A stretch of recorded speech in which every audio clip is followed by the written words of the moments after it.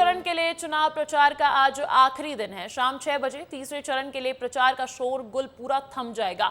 अब नेता रैली और सभा नहीं कर पाएंगे। अब उम्मीदवार घर घर जाकर प्रचार करेंगे।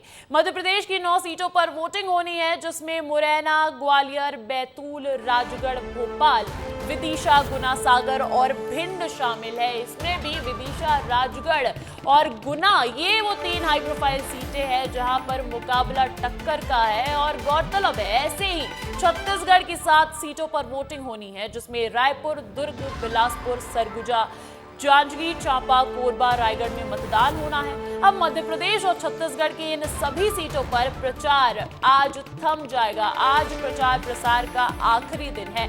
तीसरे चरण को 7 मई को मतदान होना है और ये तीसरे चरण की छत्तीसगढ़ की 7 और मध्य प्रदेश की 9 सीटें हैं।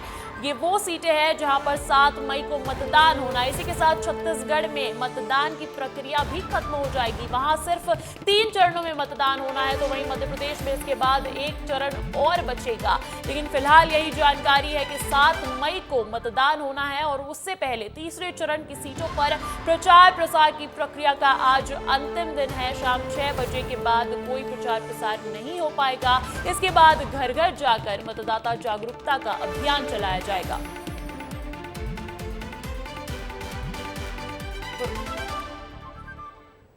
और अब इस खबर पर अधिक जानकारी के साथ जुड़ गए हैं भोपाल से मेरे सहयोगी सूरज तिवारी और रायपुर से मेरे सहयोगी खोमन साहू। सूरज, सबसे पहले आपका रुख करूंगी। देखिए, आज तीसरे चरण की सीटों पर 7 मई को मतदान होना है और आज उसकी अंतिम तारीख है प्रचार प्रसार की। ऐसे में क्या कुछ अपडेट्स है आपके पास? जी देखिए, निश्चित तौर पर अंजलि, आज तीसरे चरण के मतदान का शाम 6 बजे प्रचार प्रसार का शोर थम जाएगा। 9 लोकसभा सीटों में तीसरे चरण में मतदान होना है। इस तीसरे चरण की बड़ी खास बात यह है कि इसमें दिग्गजों की साख दांव पे लगी है। खासतौर पर 2 पूर्व मुख्यमंत्री, चाहे शिवराज सिंह चौहान हो, चाहे राजगढ़ से दिग्विजय सिंह हो, इनकी साख दांव पे लगे हुए हैं। ग्वालियर की अगर बात करें तो प्रवीण पाठक चुनावी मैदान में, लेकिन गुना जो है उसमें ज्योतिरादित्य सिंधिया की भी साख दांव पे लगी है, क्योंकि पिछली बार वो लोकसभा चुनाव हार गए थे। 9 लोकसभा सीटों में मतदान होना है। शाम 6 बजे प्रचार प्रसार थम जाएगा। उसके बाद जो नेता है वो डोर टू डोर ही जाकर प्रचार प्रसार कर पाएंगे। 7 मई को मतदान होना, ऐसे में कहीं ना कहीं आज जो है प्रचार प्रसार लगातार कर रहे हैं। तमाम दिग्गज नेता उन सीटों पर जा रहे हैं जहां शाम 6 बजे के बाद प्रचार प्रसार नहीं कर पाएंगे, चाहे मुख्यमंत्री मोहन यादव हो, गुना, राजगढ़, सागर, इस सीटों पर दौरे में। खुद वी.डी. शर्मा भी लगातार दौरे प्रचार प्रसार कर रहे हैं। 3 लोकसभा क्षेत्रों को एक साथ साधने की कवायद में है। छत्तीसगढ़ की बात कर लेती हूँ। छत्तीसगढ़ में अब 7 सीटें ही बची है खोमन, और 7 की 7 सीटों पर 7 मई को ही मतदान होना है। ऐसे में आज बीजेपी के दिग्गज नेता भी चुनाव प्रचार करने पहुंच रहे हैं।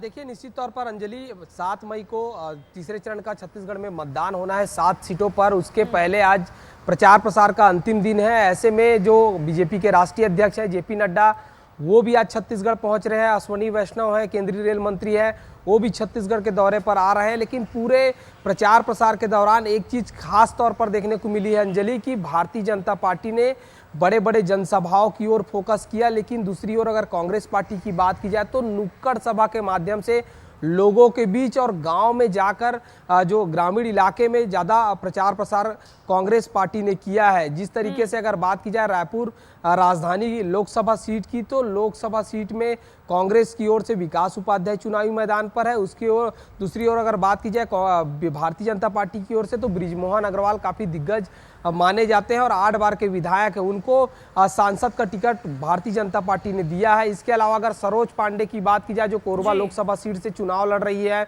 सामने है ज्योत्सना महंत, ऐसे कई दिग्गज है जिनका चुनावी कहीं ना कहीं साख दांव पर लगा हुआ है। प्रचार प्रसार का आज अंतिम दिन है।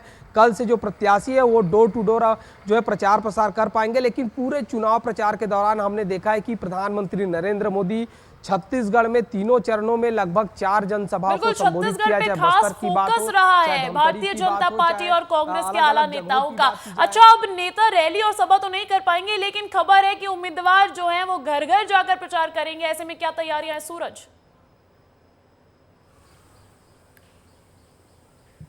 ये देखिए, निश्चित तौर पर 6 बजे के बाद कहीं ना कहीं जो उम्मीदवार हैं वो डोर टू डोर कैंपेन करेंगे और प्रचार प्रसार करके वोट मांगने की अपील करेंगे जितना हो सकेगा, क्योंकि 6 बजे के बाद कोई रैली, कोई जनसभा नहीं हो सकता, कोई जुलूस नहीं निकाल सकते।